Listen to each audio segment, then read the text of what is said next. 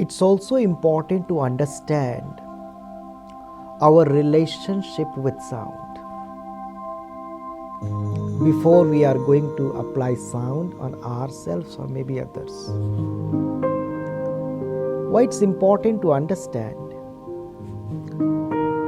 Suppose you have any problem, and everybody have some problem sometimes, some issues in their work, in their family life, personal level.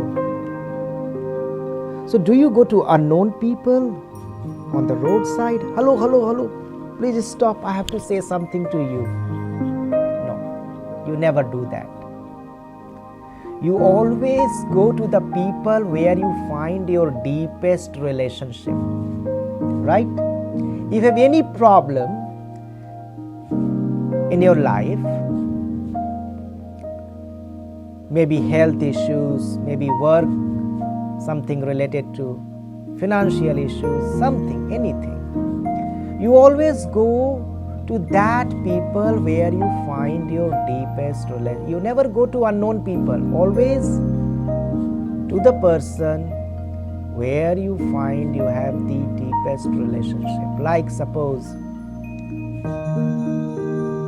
you find you have a very deep relationship or connection with your maybe mother, not your father. So first go and talk to your mother.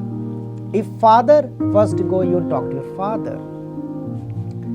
Maybe not parents, it's your siblings, your brother, sister. So if you have any problem, okay, let's go and talk to my brother, to my sister. Or maybe friend. So you go and talk to your friend. It happens with everybody. Wherever you find your deepest relationship, you go and talk to that person if you have any problem in your life.